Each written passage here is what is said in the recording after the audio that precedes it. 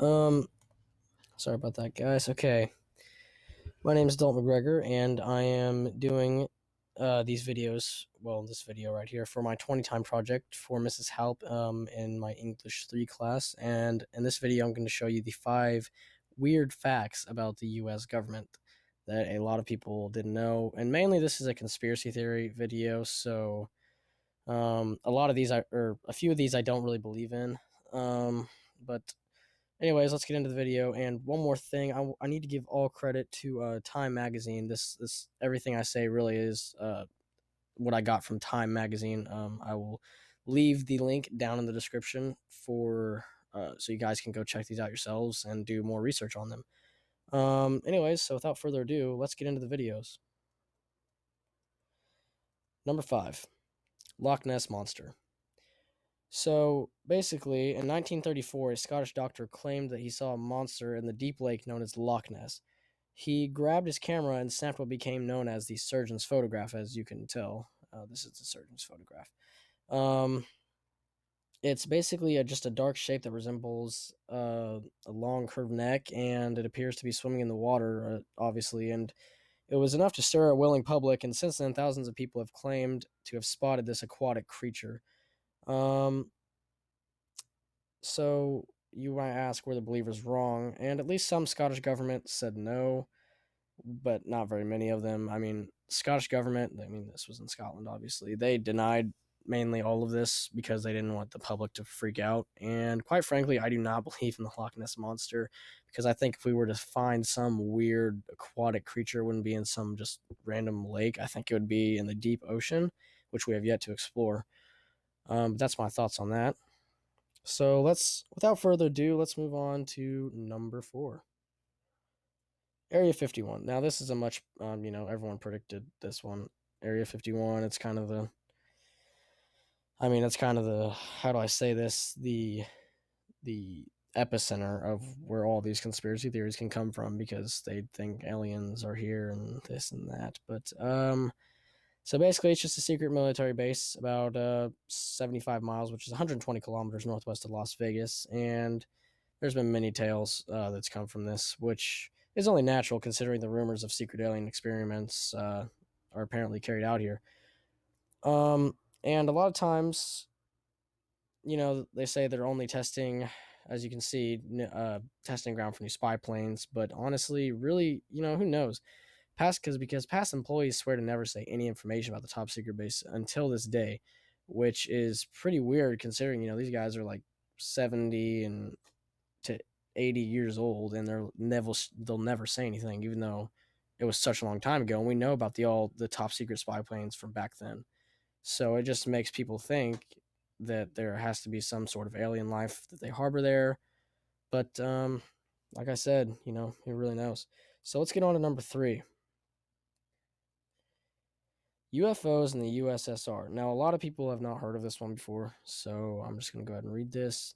In 1967, a Soviet astronomer saw luminous orange crescents that were apparently duller than the moon in the sky. And guess what? He saw this over 200 times.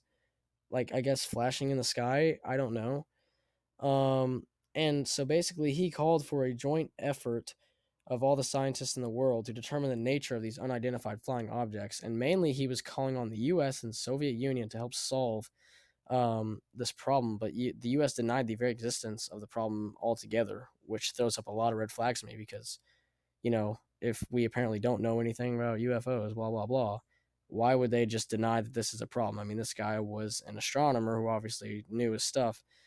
So I kind of believe in this one a little bit because the U.S. and the Soviet Union both denied the very existence that this guy even existed and said that this happened. Bunch of red flags to me. So let's go on to number 2, the 9/11 Pentagon crash. So now this is a pretty big one, as we all know, the Pentagon conspiracy theories. But let me just read this.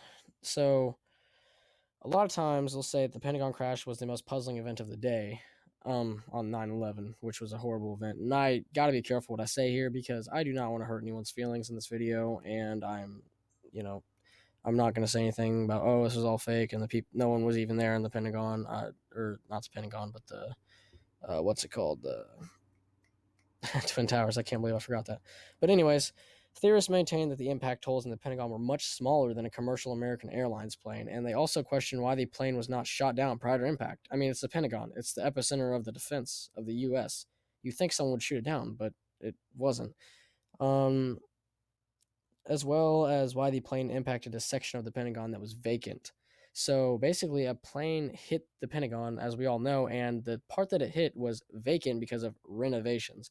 Now, that sounds a little weird to me, and especially this is the defense system of the US. If a commercial airline can literally just fly into this and just hit the Pentagon, that's a little scary to me, honestly. So there's definitely a lot of conspiracies behind that.